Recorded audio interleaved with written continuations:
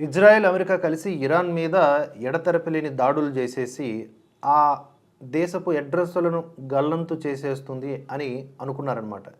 ఎలాగైతే Russia Ukraine మీద యుద్ధాన్ని స్టార్ట్ చేసిందో, అప్పుడు కూడా అనుకున్నారు ఎలాగో అలాగే.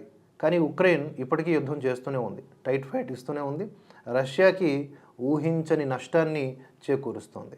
ఇప్పుడు ఇరాన్ కూడా అంతకు మించి అన్నట్లుగా అమెరికాకు, ఇజ్రాయెల్‌కి చుక్కలు చూపిస్తోంది.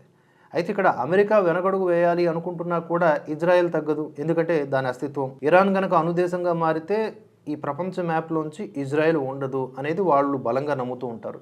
ఇరాన్ కూడా చిన్నప్పటి నుంచే అక్కడ ఉన్నటువంటి పౌరులందరికీ కూడా కిల్ అమెరికా, కిల్ ఇజ్రాయిల్ అనే నినాదాలతో నేర్పిస్తూ ముందుకు సాగుతూ ఉంటారు. వీటి మధ్యలో ఇంకా ఎన్నో రకాలైనటువంటి సమీకరణాలు వెరసి యుద్ధం ఇంకా కొనసాగుతూనే ఉంది. వీటిల్లో ఇరాన్ ప్రధానంగా బలం చూపిస్తున్నటువంటి విషయాలు షాహిద్ డ్రోన్లు ఒకటి, సీమైన్లు, అలాగే హార్మోజ్ జలసంధి దగ్గర ఏర్పాటు చేసుకున్న కొన్ని వ్యవస్థలు. వీటి ద్వారా చేస్తున్నటువంటి అటాక్స్తో అమెరికా చాలా ఖర్చు చేయాల్సి వస్తోంది.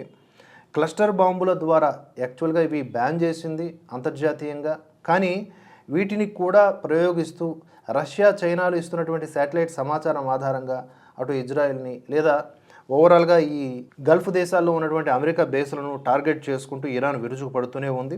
ఇరాన్ మీద కూడా అంతే స్థాయిలో దాడులు చేస్తూ ఉన్నాయి ఇజ్రాయెల్ అండ్ అమెరికా. గడిచిన 40 ఏళ్లుగా పోగు చేసుకున్నటువంటి కేవలం ఈ అమెరికా కోసం, ఇజ్రాయెల్ కోసమే ఈ క్షిపణి వ్యవస్థలు కావచ్చు, అత్యాధునిక ఆయుధాలు అవన్నీ కూడా బయటకు తీసి, సొరంగాల నుంచి బయటకు తీసి వాడుతూ ఉంది ఇరాన్.